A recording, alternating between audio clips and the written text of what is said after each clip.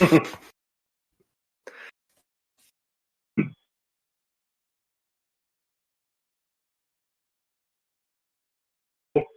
good. You have reached the life model decoy of Tony Stark. Please leave a message.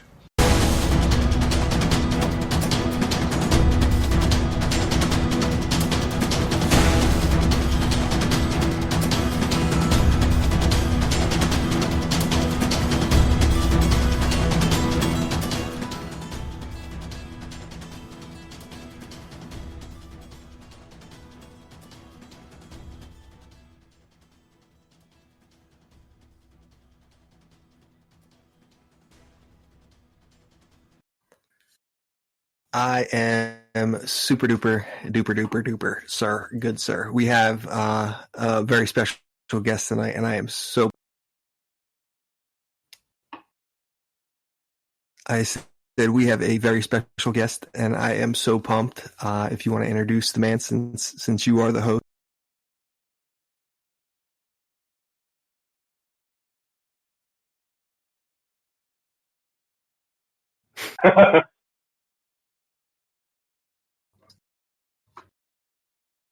Hey, man. Yeah, it's good to be on. We're so grateful for you to come on too, man. Thank you so much for making time. I know that you guys got to be busy even in quarantine. I'm sure you're still working remote in some form. Yeah, we are surprisingly busy in quarantine. I kind of thought that, so Fantasy Flight's in Minnesota, and I thought that when the governor, put out the stay-at-home order, we would slow down a bit, but I honestly feel busier now than I have ever before. So, yeah, they're definitely working. That's interesting. Yeah, it's kind of a double-edged sword. I get to keep my job, which is great, and I do love what I do, so it's a lot of fun. But there's always so much to work on, so much to finish.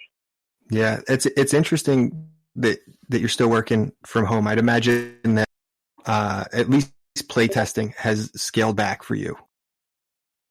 Yeah, a little bit. I've had to do, one of the great things about Champions is that you can play it solo, you can play it two-handed or three-handed, whatever you really need to do. So I've been able to do a lot of that. Been able to get my girlfriend to play with me a few times, and she's, not the biggest gamer, but getting her feedback is nice because we really do want the game to be open to all audiences. So it's always nice to have that different perspective. But we also have a really robust, playtesting forum and stuff, and we've got playtesters that dedicate so much time and energy, and we're always, thankful to all the work that they put in. But they haven't really slowed down at all. Honestly, if anything, I feel like the feedback has come in more steady than before because people are home and stuff. So the train has just kind of kept on rolling, which has been good. That's awesome. That's great to hear, though. I mean, that's encouraging as someone that is enjoying this game, and it's crazy because I think it was on Critical Encounters or someone said, we've only had this game for 5 months, and you think about that, and you're like, wow, like. It was 5 months at the time. I think we're beyond that now, but it's just crazy because it's so young, but it's so, I don't know. There's a lot to do, even just at this point. That's good to hear. That's really good to hear.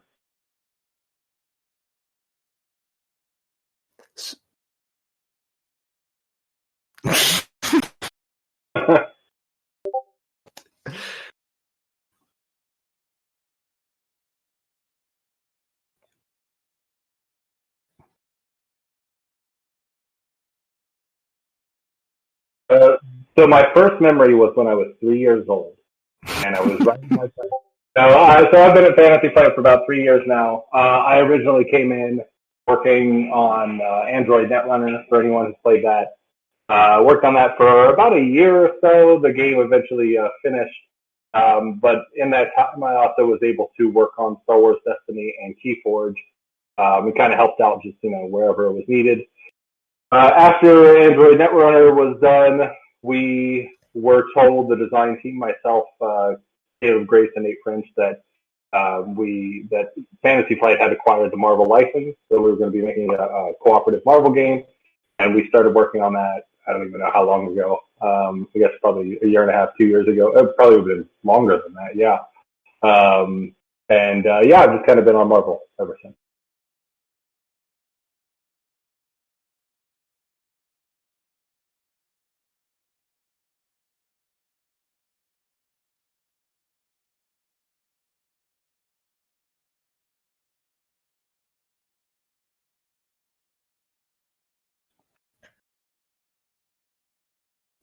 Yeah, so we just as a quick overview for anybody that's unfamiliar, and I guess for Mr. Boggs as well, we had an 8-man draft where it was just basically very simple, 2 rounds. We made a schedule of 4 games with set difficulties, set modular sets that you would play, all based on the honor system. In the first round of the draft, you were required to select one of the 8 heroes currently in the game.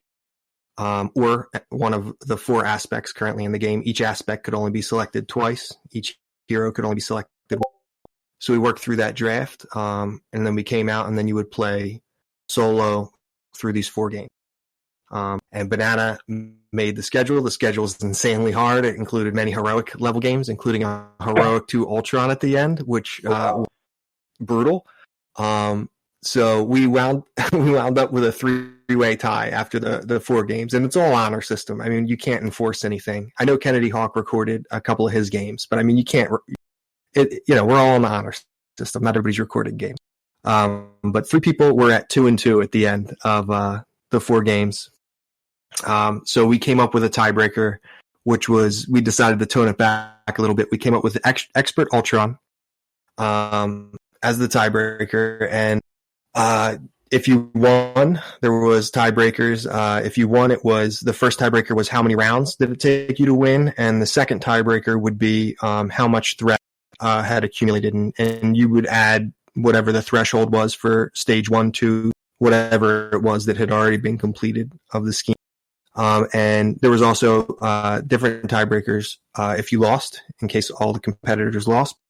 Fortunately, all 3 of the competitors won. It was Kennedy Hawk with Black Panther Aggression, Scott E. with Captain America Justice, and Just Jack with Iron Man Protection. And we're tonight that Just Jack won in 7 rounds with Iron Man Protection, so he is our champion. Kennedy Hawk and Scott were both able to best Ultron as well, but it took them both 9 rounds. And I think Scott had a little less threat at the end of the whole thing. There's your 1, 2, 3, Just Jack, Scott E, and Kennedy Hawk for our 8-man season 1 of our draft league. So congratulations, Jack. I think he's going to be coming on to the cast maybe next week to talk about it. And I think he gets a special color in our Discord so that everybody knows he's the champion. Yep. My mom, your mom, right? My brother. Yep. You guys want my mom to join? I would be honored. That would be. He's not in my private Discord, so maybe I could get on yours. It really would be the next level. You've ascended at that point. Truthfully, it would be an ascension.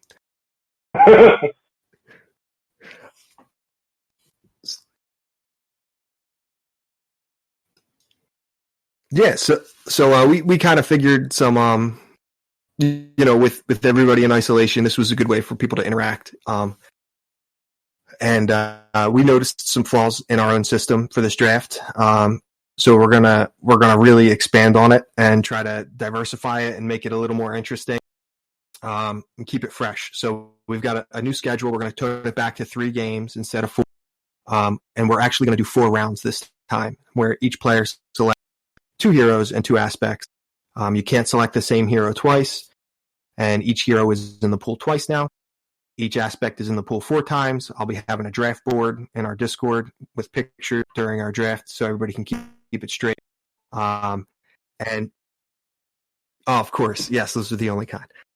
But what we'd like to do is we're going to have, of the 3-game schedule, you'll have to choose one of your heroes and one of your aspects for the first game. Your other hero and other aspect will be played in the second game. Both those games are solo games. The third game will be a 2-handed game where you pair both of your heroes and aspects together to face the final encounter. And if you want to play it with a partner, you can play it on TTS or over Skype or Zoom or with your girlfriend or roommate or whoever you want. Again, it's all honor system. It's all for fun. We're just trying to build some sense of community and find a way to interact and play with each other in a new way and get people to play things that they might not necessarily think of playing in the first place.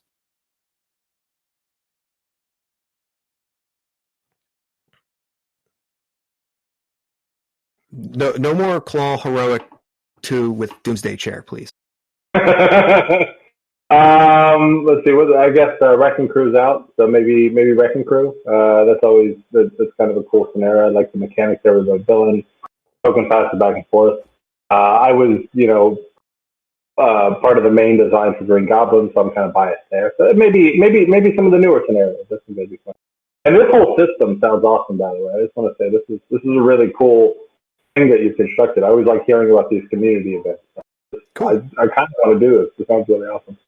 Thank you. I appreciate that. Well, you're welcome. You're welcome to play, of course. Obviously, if you want, we'd be honored. But we're just trying to keep it fresh, keep people together. We're willing. We're going to run it as an 8-man, but if more people want to do it, obviously I'll step out. Banana will step out. We'll let people play. Or if we get even beyond 8, we'll do two conferences. We'll do 2 8-man drafts.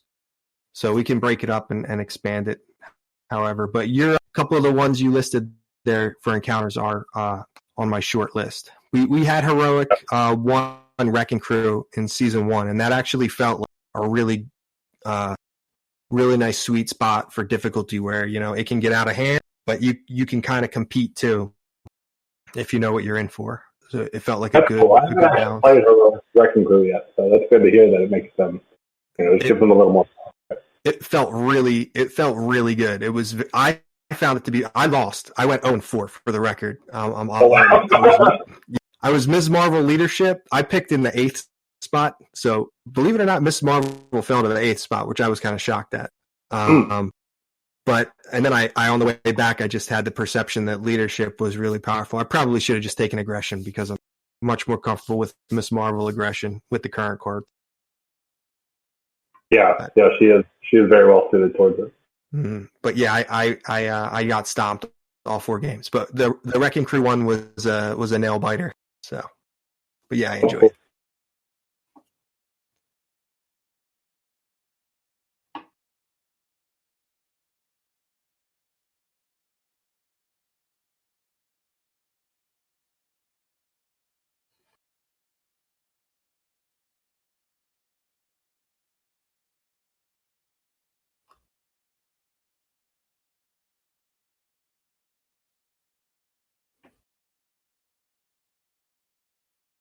Oh, wow.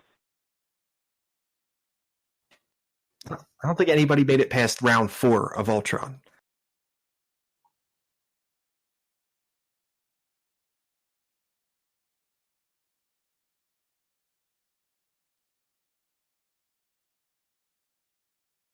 So when I was writing that article, I wanted to come up with, something for people to achieve, something like a stretch goal, effectively. And when I originally set up the article, it was like raw on Heroic Mode 2. I played Heroic Mode 1, and I was like, this is good for me. I don't need Heroic Mode 2, but I know somebody's going to, right? I know somebody's going to build that optimized deck, and they're going to come out the game, they're going to play Heroic Mode 1, and they're going to be like, this is just still too easy. So we decided, leave the cap open on Heroic Mode, let people customize it like they like, or like they want to. So when I was typing up the thing, I was like, I'm going to, put out a challenge, base it off the core set so anyone can do it. Typed it up, put Heroic Mode 2, and then I was reading it later. I'm like, somebody's going to beat this. I know somebody's going to beat this like tomorrow. And then I'm going to see a message and be like, oh yeah, I blew right through it. So I upped it a little bit, put it up on Heroic Mode 3. I haven't played through it. I would get stomped if I played through it. But I want to see somebody beat it because I guarantee that it's beatable. I guarantee with the right combination of cards, the right combination of heroes. I don't know in single player if it's beatable, but I think once you get to like 2, 3, maybe even 4 players and you can combo off of each other, you can Avenger Mansion onto one player, all that type of stuff. I think you could get through it. It's just a puzzle that people need to solve. So I wanted to make sure that it felt like an achievement when somebody got through it.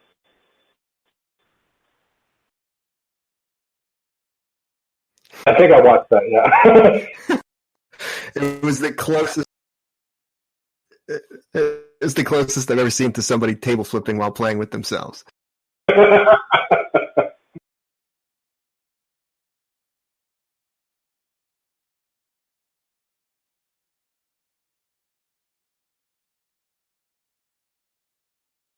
Yeah.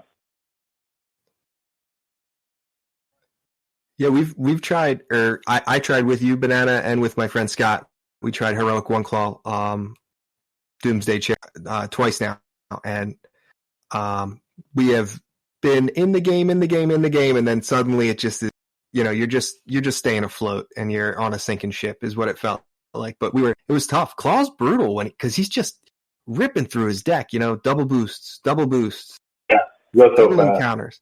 Yeah, it was interesting. It was more difficult than I anticipated. That whole MODOK set too, like I remember during the core set, I forget how many.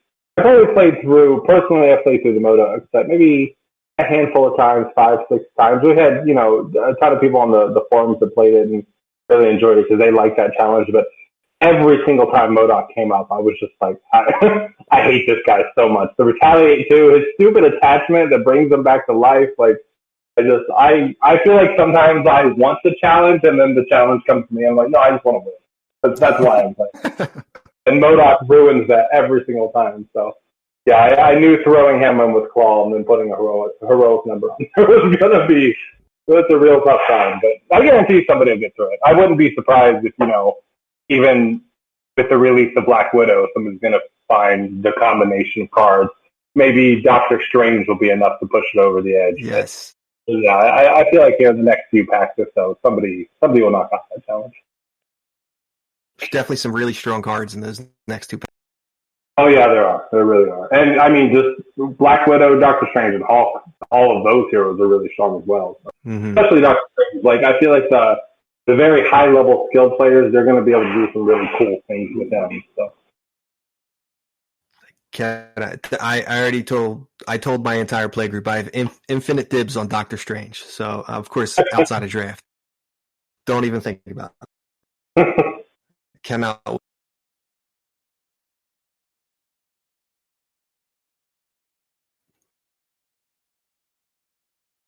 Yeah. I mean, the last I heard, things were kind of moving along. I'm not really so. I have a lot of people honestly message me on Facebook, send me emails and stuff like, "Hey, when's my pack coming?"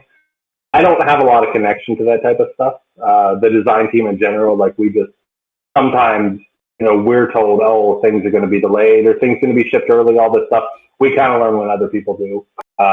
So it's really a whole different department, a whole different side of FFC and as the day that deals with all that.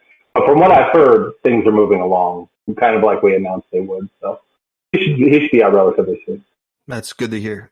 It's exciting for the country on other fronts as well that things are moving along. Hopefully we can get through.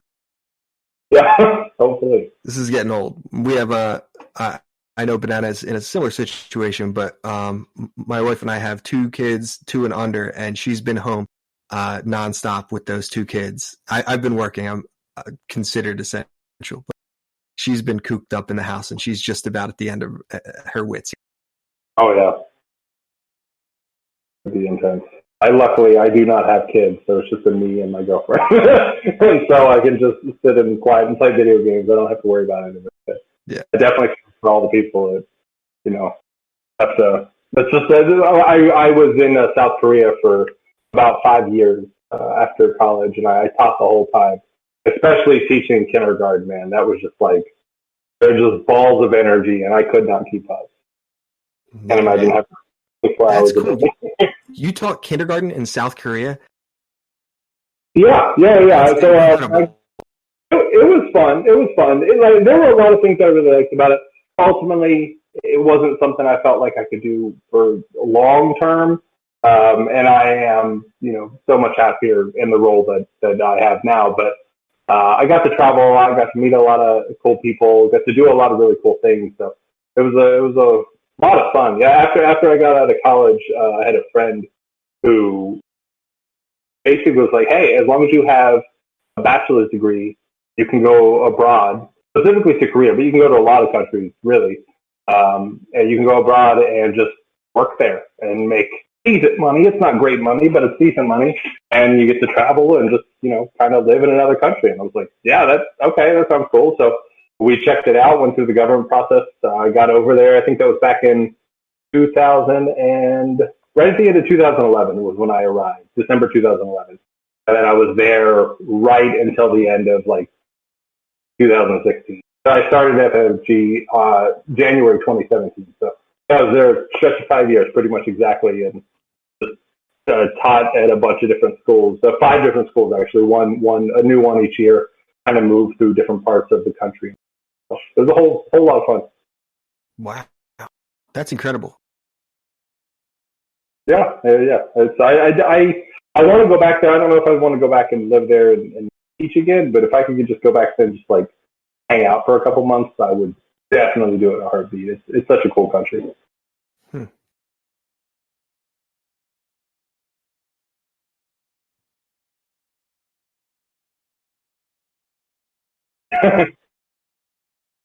Yeah, bring it. Ready.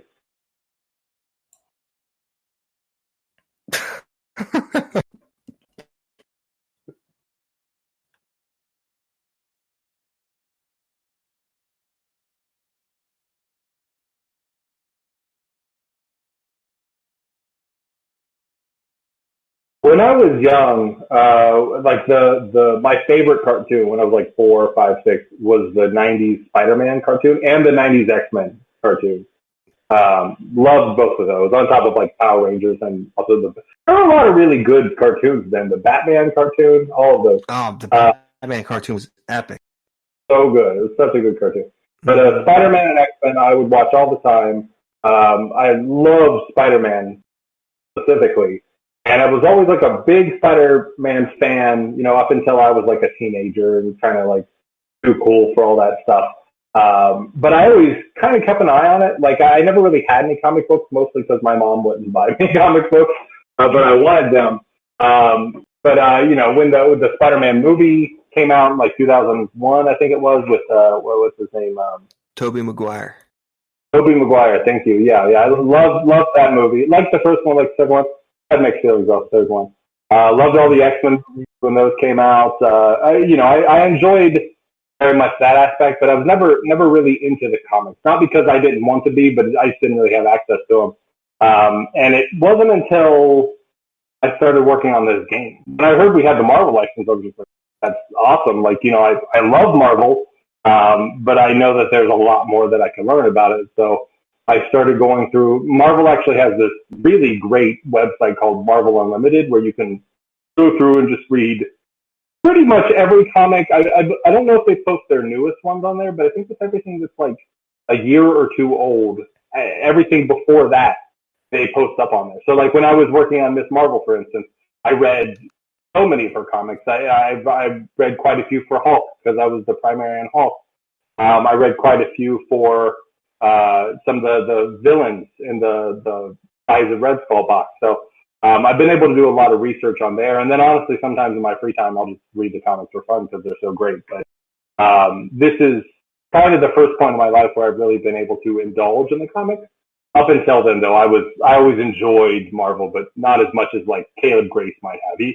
Caleb grew up reading the Marvel comics, and from what I understand, he's done so ever since he was little. So I didn't quite have that background, but I've tried to kind of get there as fast as I can. That's awesome. It's cool that there's so many mediums that stories, and whether it's cartoons, shows, movies, comics, video games, a cooperative tabletop LCG game that's also been nominated for a whole bunch of what is it, the Golden Geek or something? Congratulations on that. Thank you. Yeah. I saw that the other day, actually. Fantasy Flight, their Facebook, and I shared it on mine. I was I read that at first and was like, oh, that's cool. And then I clicked on it. I was like, oh, this is through BGG. I used to go on BGG ever since I can remember, ever since I started getting into like board games and stuff, I've been on there checking games and stuff. So it's really cool to see something that I worked on be nominated. Yeah, I'm nominated for I think 5 things, including, is it Game of the Year? Is that one? Yeah, that's one awesome. of them. That's awesome. Congrats. So now for the real hardball questions. Yeah, we'll be voting. What threats did Banana use to get you to come on the podcast tonight? Don't be afraid to expose his treachery. I'll keep you safe. Oh, man. It was explicit. I don't think I could say it on a live recording. That sounds like him. Yeah. It was very detailed. Now, all right, so my real question would be, which do you personally enjoy more as far as designing goes? Designing heroes and their signature set, or villains and their encounter? Oh, man. That is a difficult question. They're both so different. I think if I had to choose, I would choose the heroes. But I will say the heroes are a lot more difficult to do.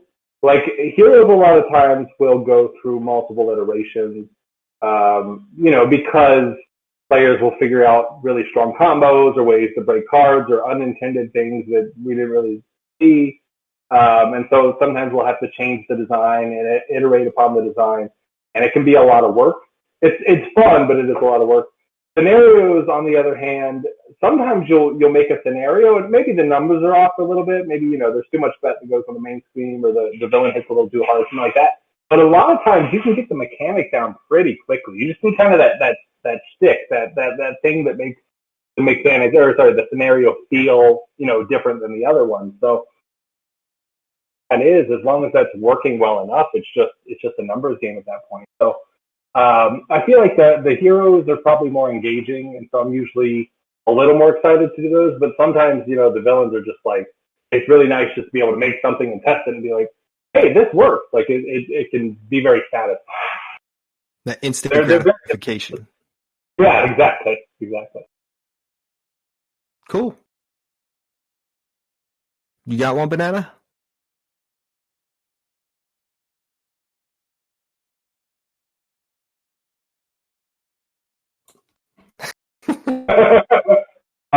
Probably any hero that Caleb Grace designed. Oh, snap. Shots fired. I love it. I would, honestly, all of the heroes that we've released and that we've announced and stuff, I really love all those heroes. I would say the one that I've never been personally super connected to is Captain America. Like, my perspective of Captain America was always just like, he's just the good guy. He just does good things. The movies changed that. He obviously has a much deeper character, but sometimes when I see somebody playing Cap, I'm like, I'm going to do better than you. I'm going to make sure that you know how much more valuable I am than you. Just, to be. I love that. I love that you have that like personal like mini vendetta. That's awesome. Yeah. Such a better answer than I thought we were going to get. Yeah. I think it's really just a rivalry between Caleb and Mike. He was so excited to make that with it. I just have to tap on him there. All right, I got another one. So this is kind of in line with the first question. When balancing a hero and a signature set of cards, what are some of the tactics that you guys use to increase or like decrease a hero in power? Like if you have like a go-to sort of thing, like an area maybe you look at to notch them back in first, or maybe tick them up. Oh yeah, that's a good question. There's a lot of little knobs that we tweak or levers that we pull. One easy one is just card cost. I mean, honestly, sometimes just increasing the cost of like 2 or 3 cards in a hero's set will totally change their dynamic. Drawing those hands where, this only costs 1 to, now it costs 2, and that's half my hand to just even play this card, and really, have a lot of repercussions. So that's one that I tend to use a lot. Sometimes if they just need a subtle tweak, messing with their hit points a little bit, bring it just, down. But really, it sounds, minuscule, but sometimes 1 hit point is enough to be like, I have to play more defensively now, which means, I'm spending fewer cards doing my offensive actions, which just makes me feel a little weaker overall. At the same time, if the hero just is underperforming, bumping their hit points by, a point or two can change that dynamic. So I'd say those are probably the two main ones. Aside from that, sometimes, we'll just kind of mess with values on the cards themselves within the text box, and sometimes we have to redesign stuff. But usually we try first to either bump the cost or change their hit points. Awesome. That's a great answer. I love it. You're going so deep. I love it. Thank you.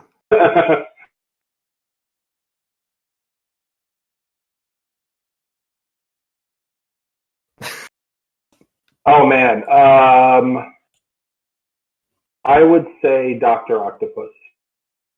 If I was a hero, I'd want him to just come and just wail on me with all six of his arms. I think that'd be a real cool experience. You're a bit of a masochist. Friends about that, right? You would like go home and be like, he had 6 arms and he beat the crap out of me. Like, I feel like that would be very good. I'll tell you right now, you went way more PG than Banana would have. Yeah. Which supervillain is wearing the least clothing is Banana's thought process. It would come down to either Doc Ock or probably Green Goblin. I think it'd be pretty cool to see like someone flying overhead on like a glider and then dropping bombs on you. That would be pretty cool too.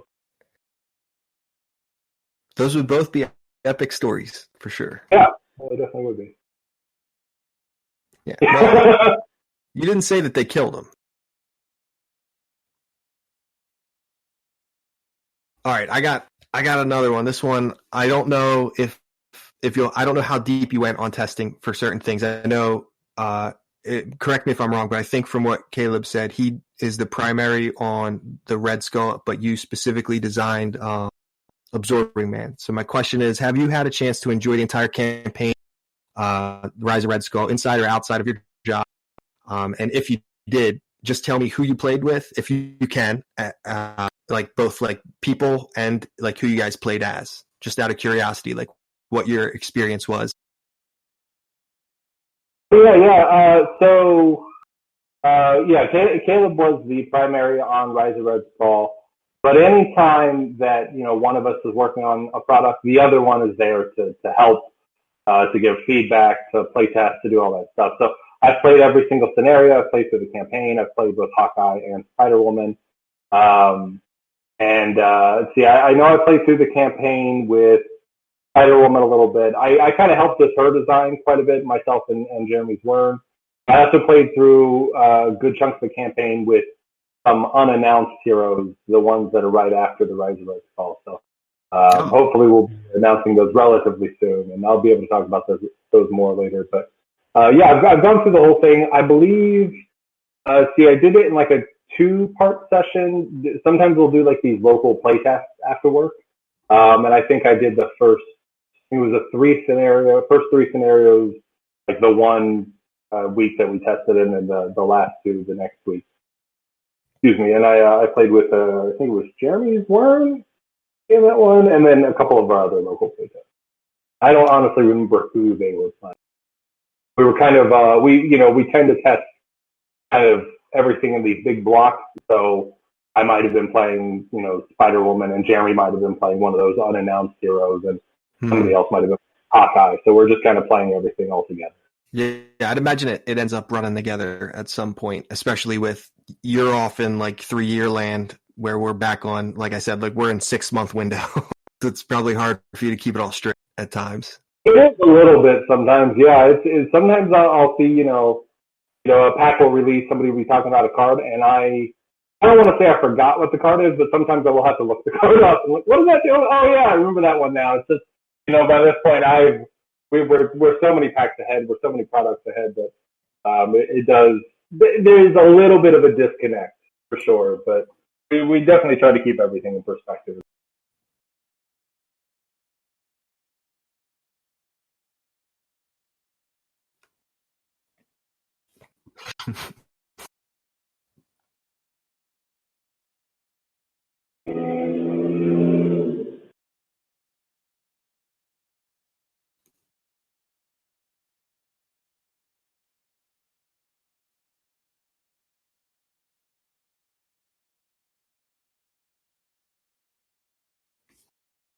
Oh man, that's a good question. It would honestly probably be something in Green Goblin's kit. To be honest, I'm real happy with how Mutagen formula ended up. A little bit less so ultimately with how the risky business scenario ended up. I love the mechanic, but it ended up being a lot easier than it ever seemed to be in testing. A lot of our feedback in testing was like, "Hey, this is hard." He's dealing a bunch of damage, and then when he came out, the consensus was unanimously like, "Don't flip him," which was always sort of the intention of the design. You only flip them when you need to, but the testing feedback said that it was hard, so I kept tweaking down a little bit more, a little bit more. Looking back, I wish that maybe I'd kind of kept his power level a bit higher. I want his power level to be lower. Like, I think it's good to have scenarios that are of all different difficulties, and if you're new to the game and you sit down and play against Rhino, maybe you're not a very experienced gamer, and Claw is just a little too advanced for you. It's nice to have something else that you can play after Rhino and still kind of enjoy. But I think that if I were to change anything about the cards in his kit, I would probably tweak his Goblin Glider. That one it's just real easy to get rid of, and I feel like it should be a more impactful card. When it comes out, you should be like, "Oh crap, Goblin Glider! Like that's cool." But I think as is, it's just he comes out, he gets the first attack, and you can discard it for like 2 resources or something. So I think before, I don't even remember what it did, but I know it used to be a little spicier, and then it got toned down. I wish I'd kept it as it was. Have you? I'm curious. I know you said you haven't done a lot of heroic, and Banana, this is for you too. Has anybody revisited Risky Business with Heroic 1 or beyond? I've seen people post about it. Yeah, I played it a little bit too. I think it helps. I still wish that it had a little more crispness to it, but I think Heroic, adds a little bit more. Okay. That's one I'm going to have to take a look, I think, now. Revisit. I could see it being those that, maybe Heroic 1 works for a lot of scenarios. Heroic 2 might be a better spot for this one. When I played in Heroic 1, I had fun, but I think if I had optimized my deck a little bit more, I could probably deal with it. Maybe just something to keep in mind.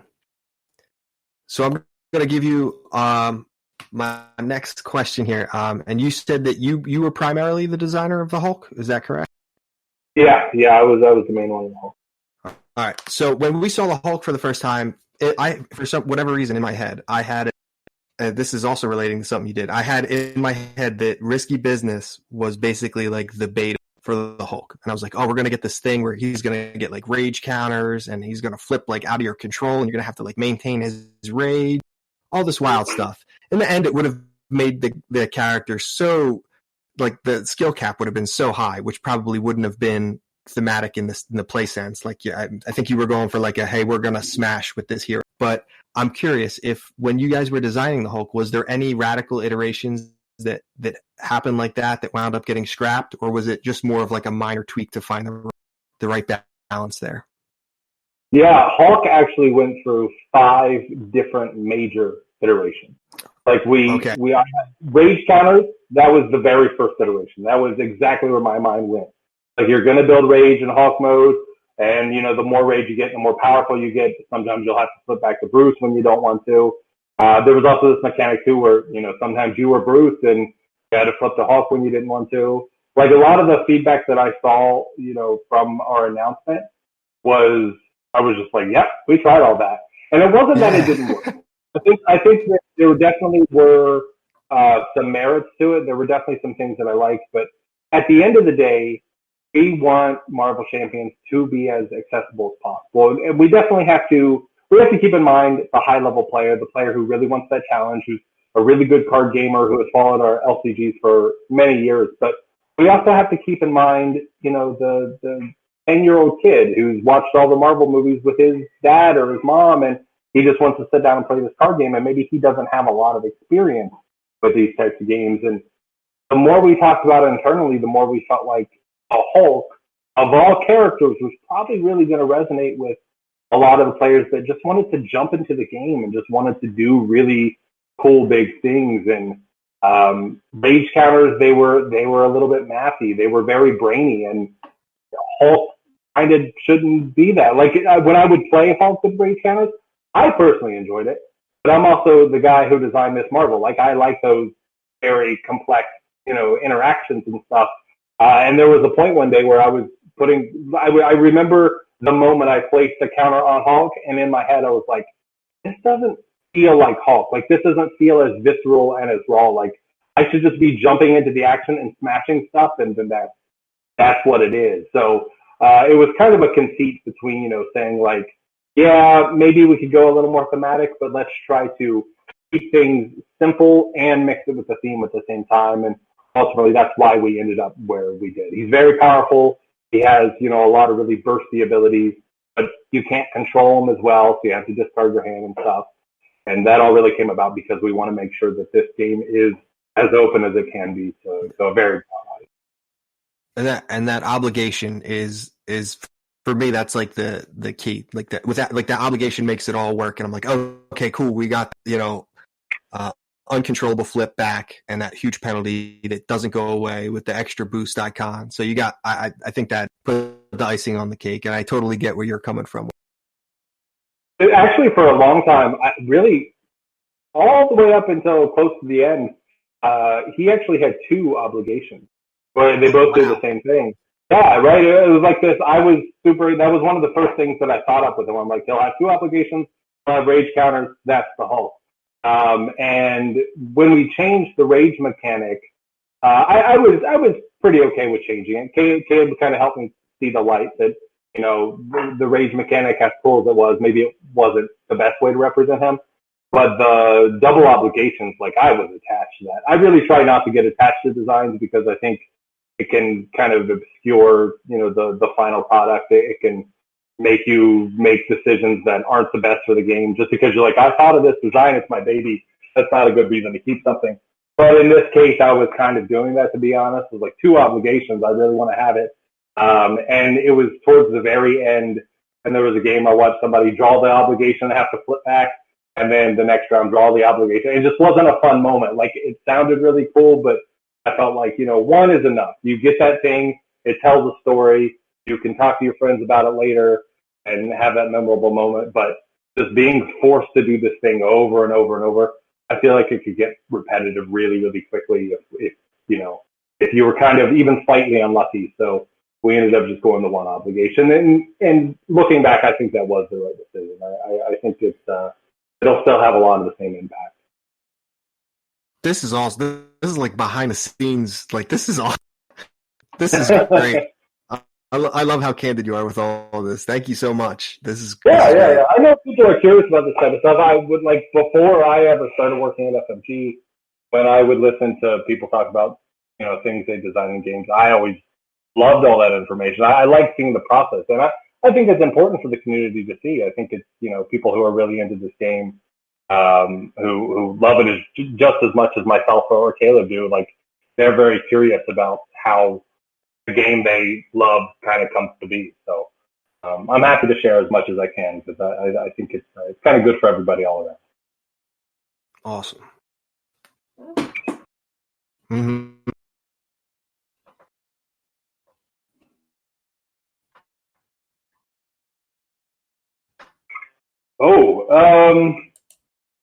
My favorite size team is, I can't think of the name right now, but it's I think it's called Overrun. It's a Green Goblin one, comes into play, Yep. Super easy to get rid. I think it's like one per player threat, but it's got like the double acceleration that says, when defeated, search for Goblin. I just love the moment that creates. You're like, oh, we could knock that out, and you're like, oh, did we knock that out? That's yeah. I'd say that's probably my favorite. I can't remember all of them off the top of my head. I might be able to look through like the card list and see if there's another. And that's when you hope you're at the bottom of the deck already, and there's like 3 cards. Yep.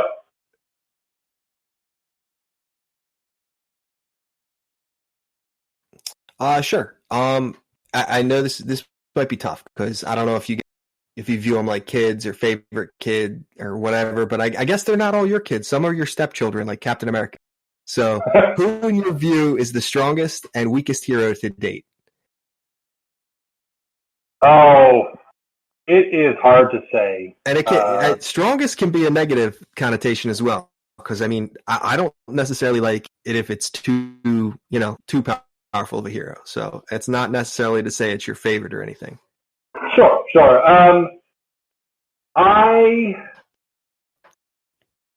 I don't know. It's so thinking about just the heroes that are out with just the cards that are out. I would maybe say the strongest is probably either Miss Marvel or Captain America. I feel like, Captain America's got that versatility. He can do kind of everything. Miss Marvel, when you get her engine going, she can just lay waste to pretty much everything on the board. And as far as the weakest, I don't really know off the top of my head. I see why people say Thor is maybe the weakest. I don't personally agree, but I tend to play Thor. I tend to play the game, honestly, in 2 to 3 players. I don't play a whole lot of solo. I do sometimes, but I think in solo, Thor kind of struggles. Once you get up to higher player counts, I think that's where he really shines. And I see a lot of people, commenting about how poorly he does in solo games. So I get the feedback. Maybe, I don't know. It's hard to say with the weakest. It really is. It's especially hard to say with, just for me, keeping in mind what is in the card pool right now, because I know the things that are coming. So maybe it's, I think things will shift and change over time. I'm actually, to be honest, kind of surprised how strong Iron Man is considered. Like in testing, I always thought Iron Man was super, super strong, but I always felt like at setup time, sometimes like on me, the game would almost be done by the time I got my whole suit out. But then the feedback across the board has been like, Justice Iron Man, that is the way to go, which makes sense. He is very consistent if you can get all those energy icons. I think sometimes the community surprises myself and Caleb with some of the things that they find or some of the things that they feel are strong or weak, because that's not always what we find in testing. I think if you're doing justice, you're doing it wrong with Iron Man. You got to do protection. You get the 3 extra tech upgrades. Sure, yeah, that's the energy barrier. Yeah, I love that. That's my go-to Iron Man deck. That's what won. Iron Man protection won, and also when you're talking about strongest, weakest, obviously, so like the number of players really does matter, because I mean, just even something like stun in solo play is incredibly valuable, and then decreases by the number of players you add to the game. Yeah, for sure.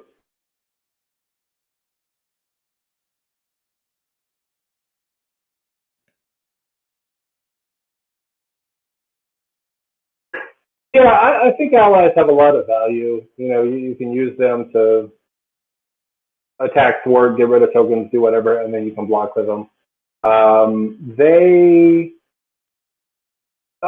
Honestly, allies are a bit more represented than I thought they would be at this point. Like I figured leadership out of the gate. I always kind of predicted that leadership or justice would maybe be the 2 strongest aspects from the core set, with leadership being on top. I didn't really think that it would be a unanimous, you get your ally down to 1 hit point and then you always block with them. Generally, when I have an ally on the board, sometimes I'll do that, but a lot of times I'll use it to, do 2, 3 more damage, whatever I need. But yeah, it's something we really have to address in scenario design. And it's something that we've talked a lot about. It's something we've thought a lot about. And I think over time people will see kind of more tricks and more little nuanced things in the encounter cards that throw a wrench in the plans of like an ally-centric deck. So, yeah, we'll get to that point where there's sort of a counterbalance.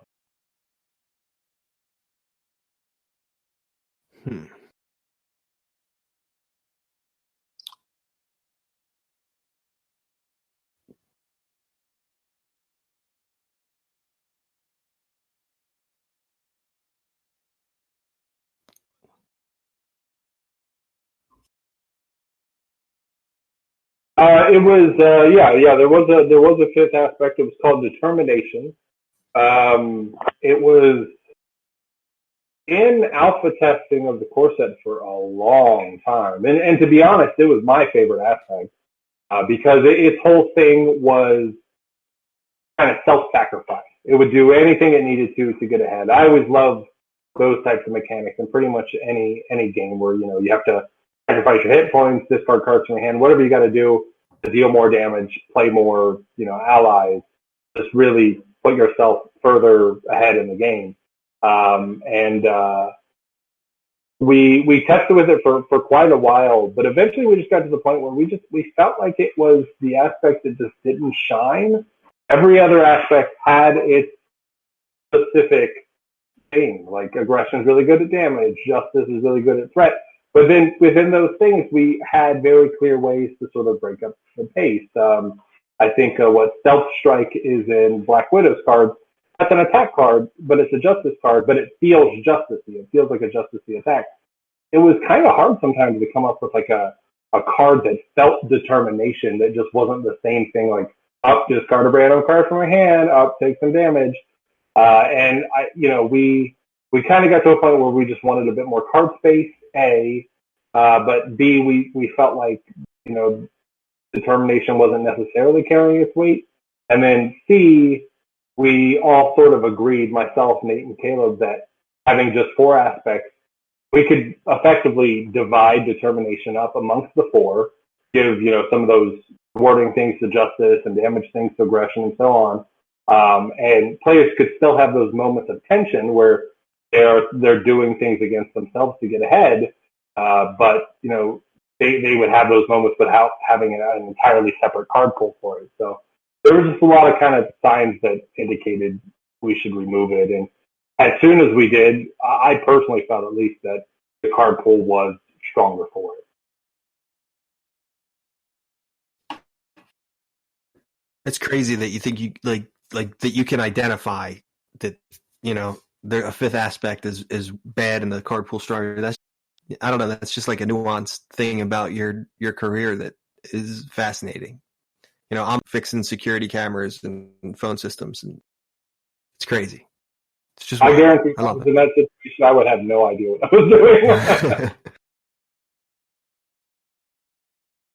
Wow. Oh, snap. This is one that I have thought about ever since I was a little kid. And I think my answer would be ice powers. I think it'd be Iceman's powers. There's a lot of good powers. Flying, that'd be great. Teleporting would be cool. The telekinesis, or just, you know, the general psychic abilities, those would all be well and good. But I think it would just be awesome to, like, I don't know, just shoot ice and make ice barriers and be able to, like, slide on ice, eat things, and just do all the things that, like, Iceman could do. I would just want all of those powers. I think that would be pretty sweet.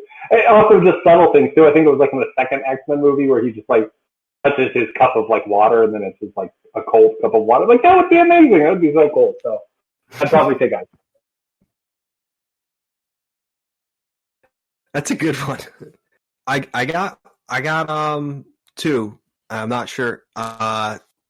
So I think Caleb said on Critical Encounters that you guys kind of like took the approach that the MCU did, where like you came up with this grand plan and like laid out what you guys have in the works, like a broad general plan. And what kind of advantages do you think that's going to give you and for the life of this game, and the foresight, like things that you can build in? How's that going to impact you guys? Yeah, that's actually it's driven a lot of the way that we've kind of implemented things. Like we definitely have a very clear vision. We have a clear goal, and a lot of the designs and stuff that people are going to be seeing soon, even with just, you know, the Rise of Red Skull, those things have a connection to stuff later. It kind of creates this overarching narrative, this bigger picture that, you know, I think when everything is released and when it's all said and done, people will be able to step back and be like, oh, I see how this all fits together now. And it's really, sometimes whenever, at least in my experience, when I'm sitting down to like pitch a new product, to, you know, send a new idea to the executives, we should do this and this for this product, these heroes, these villains, it can be a little daunting to just kind of come up with, you know, what the structure of that should be. Which hero should we play? Which villain should we fight against? and having sort of this grand scheme has made that process a lot easier. Like we know ahead of time who we're going to be playing as and who we're going to be playing against, and we can also really like make things kind of fit more cohesively together and sort of just be just a more structured collection. And so yeah, it's guided a lot of what we've done. It was really Caleb's idea, and I'm very happy that he came up with it because it has made things so much easier, and I think so much more intentional than maybe it would be otherwise. I'm not. This is not a question because I don't think you can answer it, but I'm just pointing out for everybody that there is something that I would consider an Easter egg that might be what he's alluding to with like the grand story of where you're going. Because on that Rise of Red Skull main scheme, there's some flavor text on there that says Red Skull plans to conquer the world with the power of the Reality Stone. So that only as a Thanos fan, I mean, I'm jonesing for, we're going to get more Infinity Stones in the future. You can't just have one Infinity Stone. So take that for what it's worth, people. That's in the campaign. I'm reading that. That's a preview from FFG's website. That's official. We'll see. You never know. Yeah. I will say, I do like to, one thing that Andrew Navarro, he used to be the head of studio, he always liked when games would sort of subvert expectations. He felt like that was a very key part of yeah, it is, right? But and I think it is important. Like when he first brought it up, I was like, I don't know, but I think it creates these moments of surprise and these moments of tension too, where like you really are expecting one thing and then something else pops at you, and you're like, I didn't know I wanted that, but now I do. So it's the greatest retort. You just shot me down right out of the sky. But there's still hope, so I'm up and down. If it goes your way, we might see more Infinity Stones. We might not. I think time will tell. That's awesome. That's a good answer. I'm sure your boss that was never going to listen to this, but in case our moms email him, you'll be in the.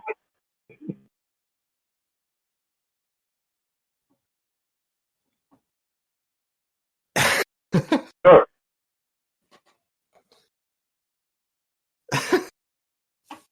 I cannot confirm nor deny that.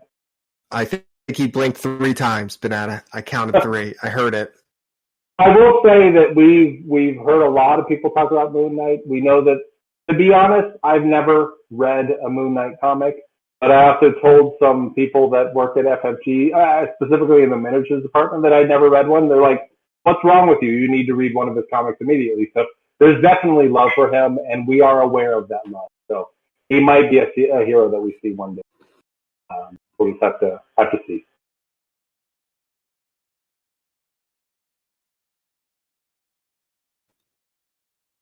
We can wind down, but can I ask one more? It's just more of a fun question than anything else. So back when Black Widow was first previewed, I think Matt Newman was doing the stream, and he kind of is, I don't know if you would call it a guest designer, but had like more of a hand in designing her along with you guys from the way he made it sound, I believe. It was a while ago that I watched that. Is that correct? Yeah. Matt Newman is a really big fan of Black Widow. I almost said Black Widow is a big fan of Matt Newman, which also might be true. I don't know. It's possible. When we first, were talking internally about doing her, he was super excited. He was like, I would love to be part of that. So that's so cool. Is that something that you guys would continue as avid fan of Fantasy Flight games? I've become familiar with all these game designers and developers that you guys are, these personalities, and I would love to see more crossover and like stuff like that. Is that anything that we have to look forward to in the future? Yeah. We've actually pulled in a couple different people. Matt Newman is always there to help. I mean, his game, Arkham Horror, the card game, is absolutely amazing. So anytime that he's willing to offer insight, it's always valuable. We've solicited the help of Jeremy Zwern quite a few times, who lead designer on Star Wars Destiny. Aaron Holtum, who was also on Star Wars Destiny, and he's on Keyforge and stuff. So we definitely try to pull in different perspectives and let people take cracks at heroes and stuff, make the initial iteration, and we want to keep that variety, because I think the more different perspective we can have there, the more interesting and compelling the heroes are going to feel as a whole. Yeah, I think that's a really healthy strategy. That sounds awesome.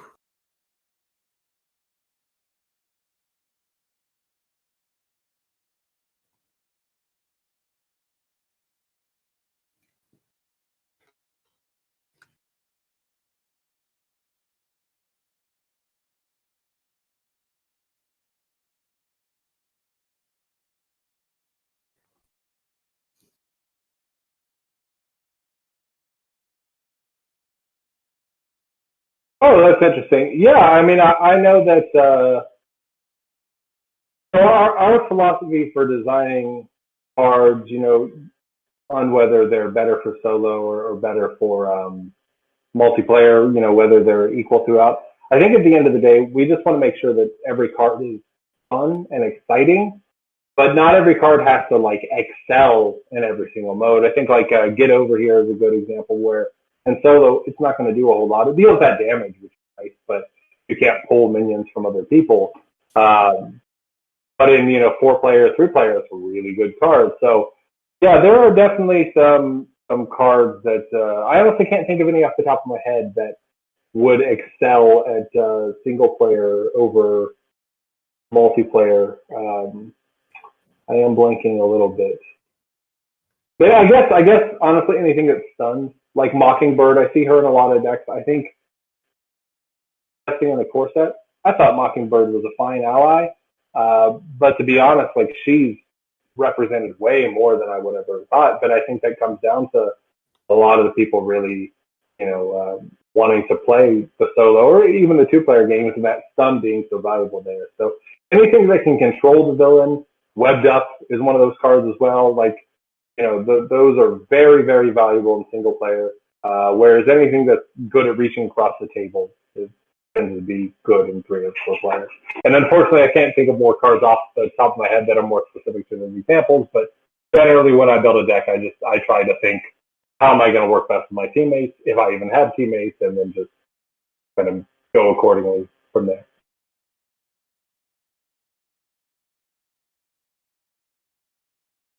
There it is.